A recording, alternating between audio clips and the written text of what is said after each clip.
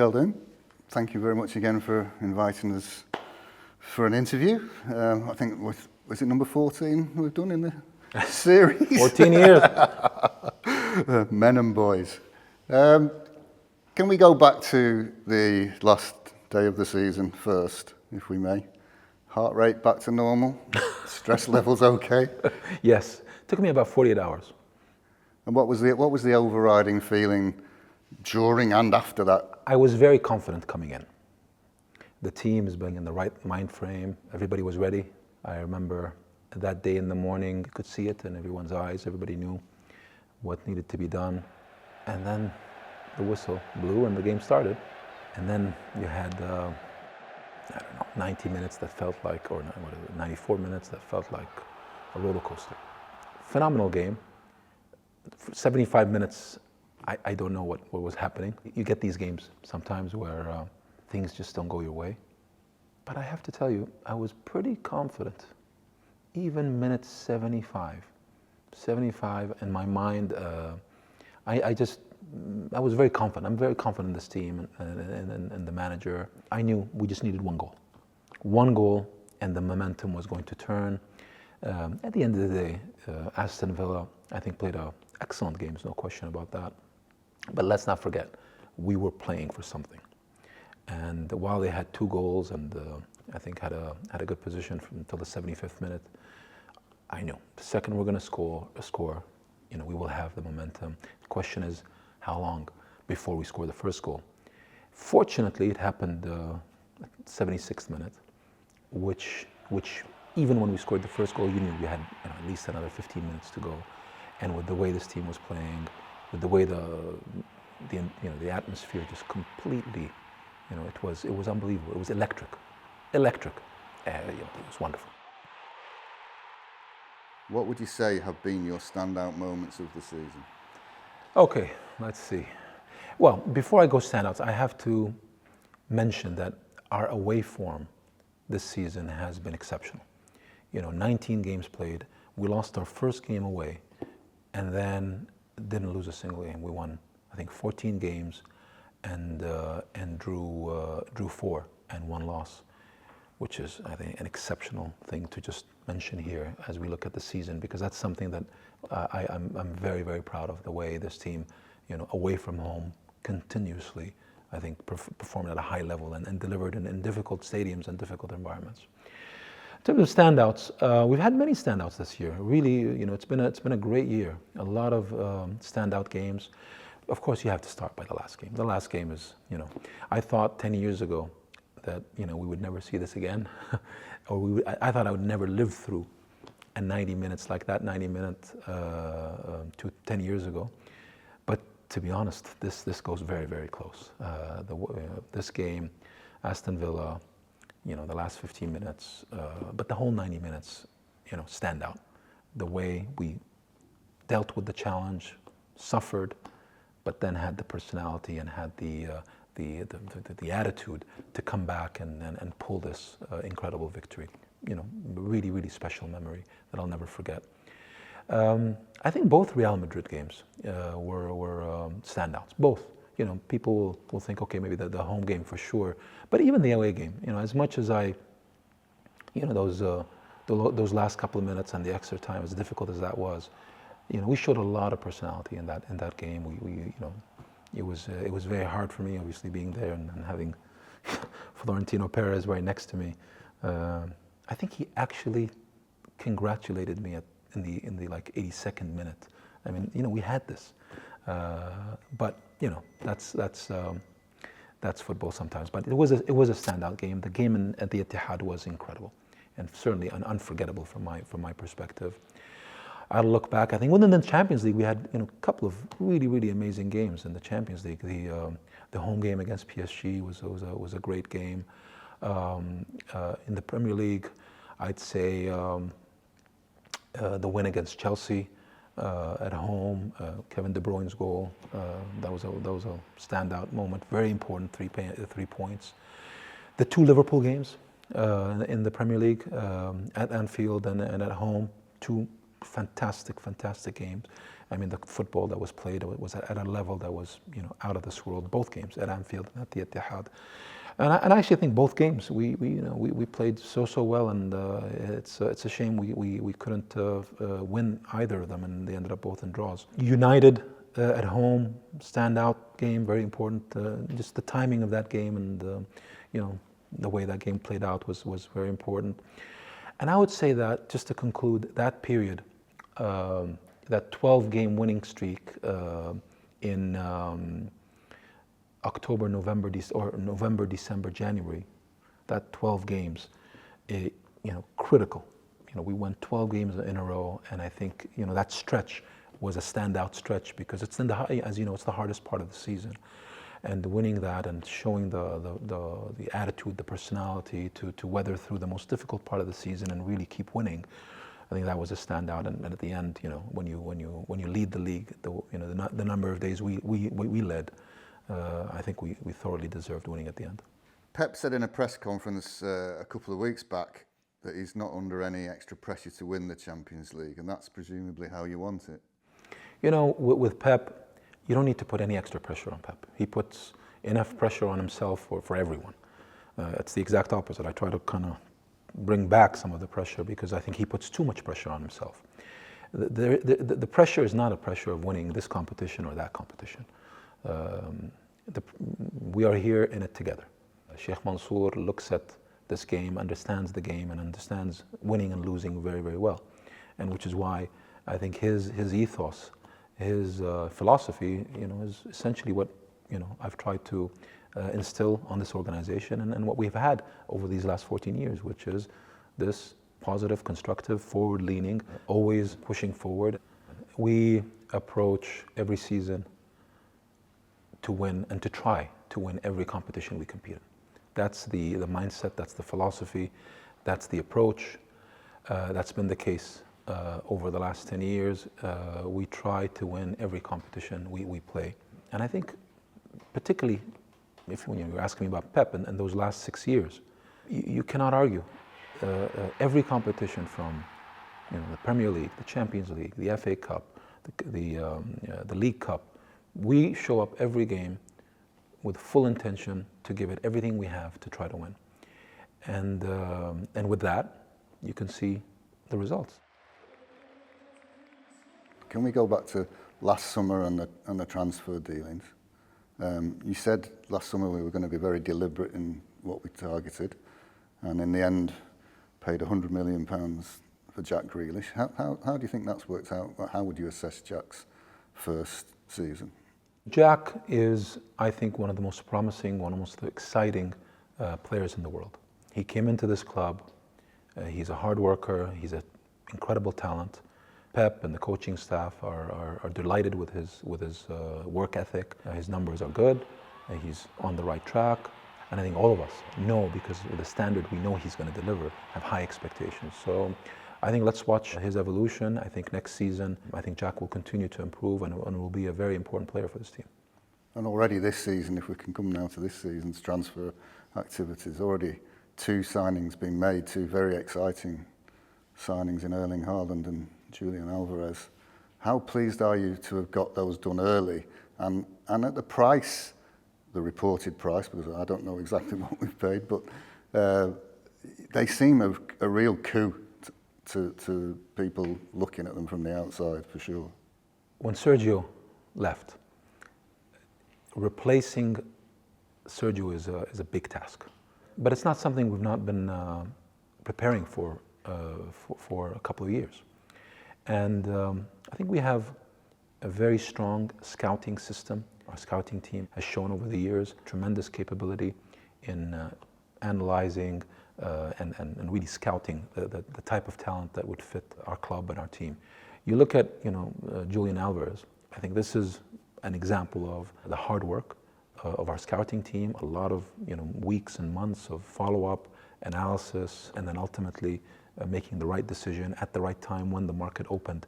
Always in any market, be it January or obviously the summer market, which is where most of the transactions happen. Our preference is to do business as early as possible. Obviously, most of the time It doesn't work that way because it's not that easy. It's the buyer and it's the seller, and it takes time. But there are times when there are opportunities where you're able to do so.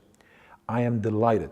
I'm absolutely delighted that in the case of both Julian and Haaland, we were able to, come in early, do our business early, and now here we are in May, end of May, where we have made. I think we can look back with a high level of confidence, in the area we wanted to strengthen the most, which is that striker position. We have in Haaland arguably the best number 9 in the world at the right age. When you look at the next 10, 15 years, in Haaland, we have invested in that striker for the future. And in Alvarez, I think we found one of the most talented young strikers in South America. You did touch on it, Erling.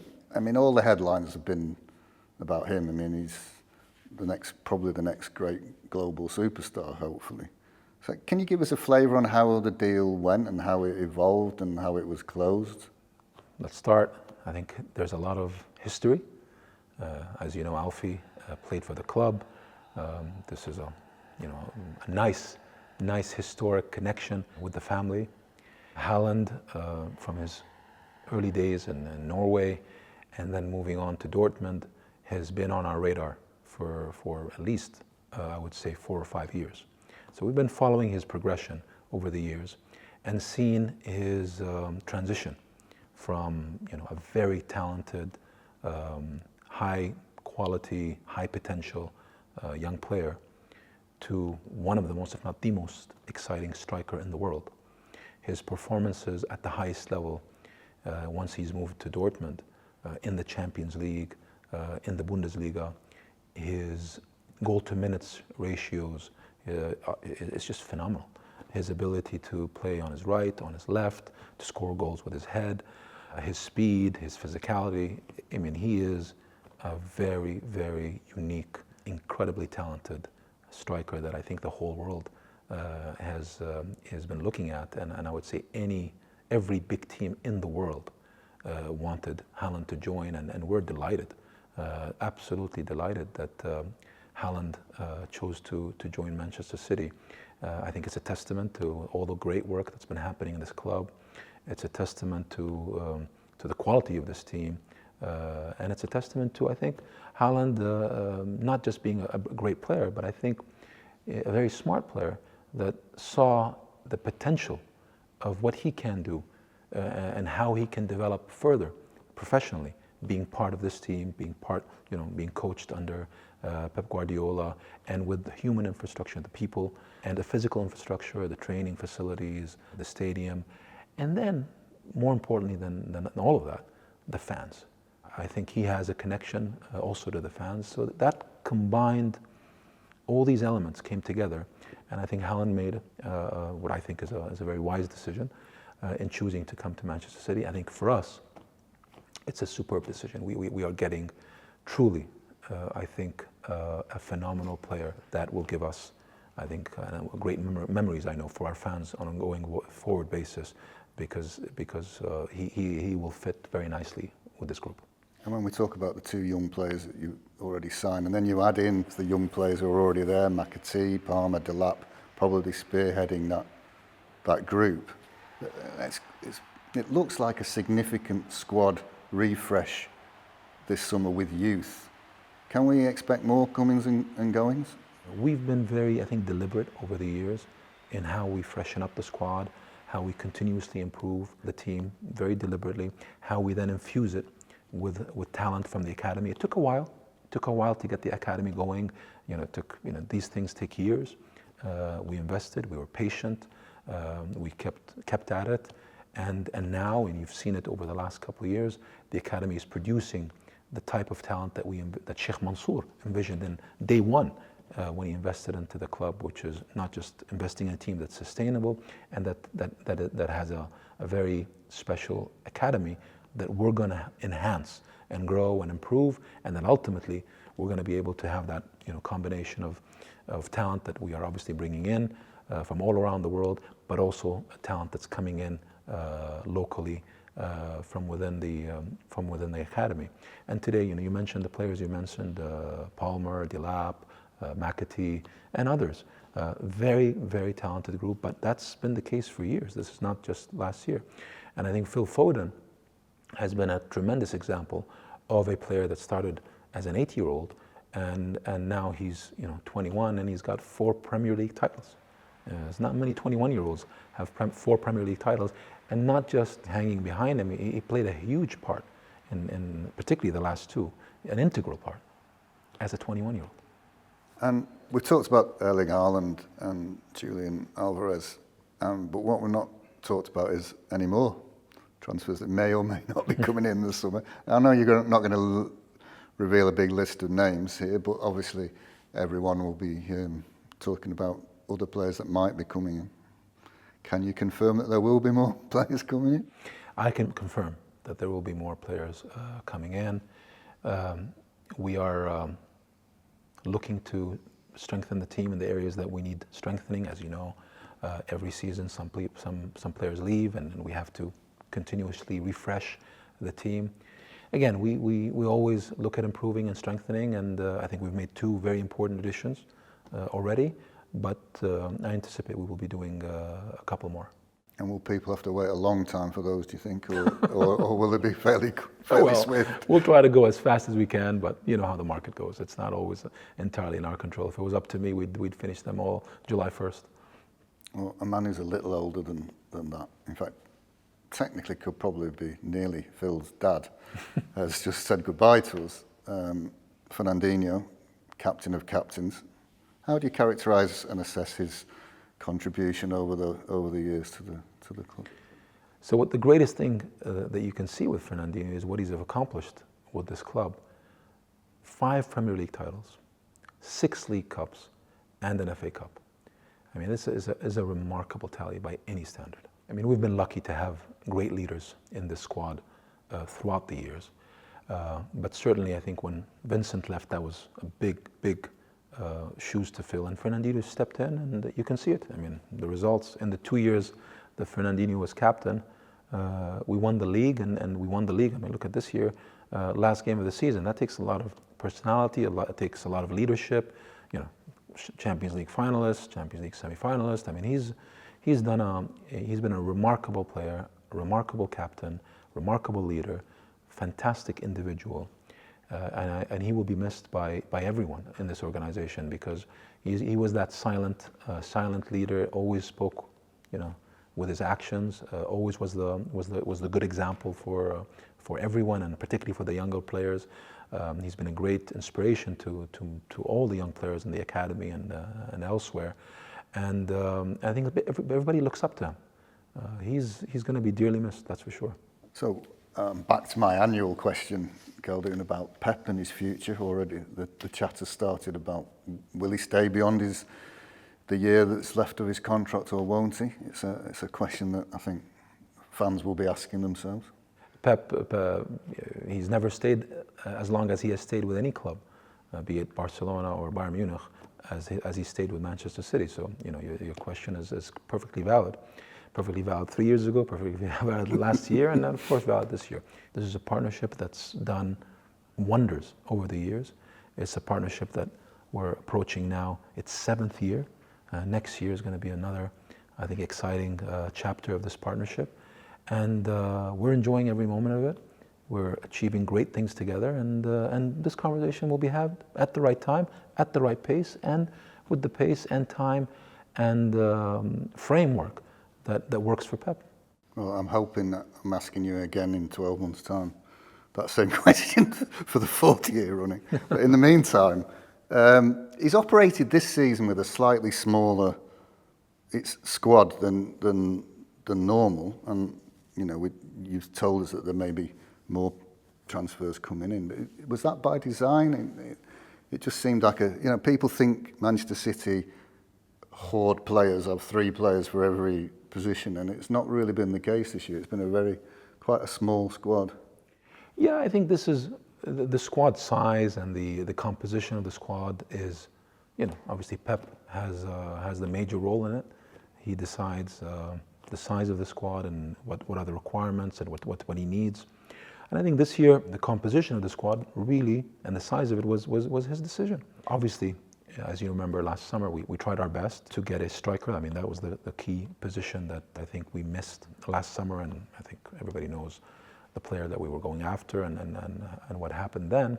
But at the end of the day, I think with Pep and with this team, it's not just about filling a position. We have reached a level of quality, a standard, in which we cannot and will not compromise on quality. If we find the right player for that particular position, we will get that player. And if not, Pep has shown us that he will find solutions within the quality of the group we have and within the quality of what we have at the academy. So, we are in a different position today than what we were many years ago. We have so much talent available in the squad and in the academy, and when we need something, it's very specific and it's very deliberate. And if we're able to bring that particular player, great. And if we're not, it doesn't mean that anybody else can fill it. We are in a different paradigm from that perspective. And you mentioned it. We've mentioned the academy a couple of times. Premier League champions, Premier League 2 champions, Premier League under-18 champions, and 2 age groups below that. Last season, we won all 3 Premier League titles, and everyone said that might never be done again. We've done it again 12 months later. I mean, that's an incredible achievement. I mean, exactly. It's what we have been building for many years, and now it's there, and it's performing at the highest level and at a high standard. And by the way, when you talk about the academy, let me give you one data point that I think people don't really appreciate. In the age group between 8 and 23, so from the under 23s to the under 9s, we have over 200 players. 85% are local. So when you look at all the records you've just outlined, all the success we've had this year, last year, and the year before, all the trophies that we're winning at every age group, it's happening, and it's happening while we're developing our local talent base within the area. So while we're just still on the football, and before we move to things off the pitch, what's your overarching view of the season? I mean, 2 great teams, 2 giants of world football butting heads for the whole Premier League season and in cup competitions. It's been quite a watch. Having a competitor like Liverpool, a team that I have to say we give the highest respect towards.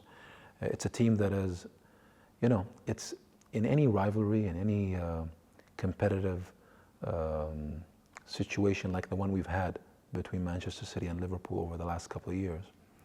I think we've made each other better. These 2 teams have become almost the benchmark in global football. And you expect more of the same next year, I assume? Absolutely. I think, I think what makes this era we're living in the Premier League so special is the quality of the football has been just exceptional. And you see that. I think the quality of the league over the years, this is the best league in the world and continues year in, year out to improve.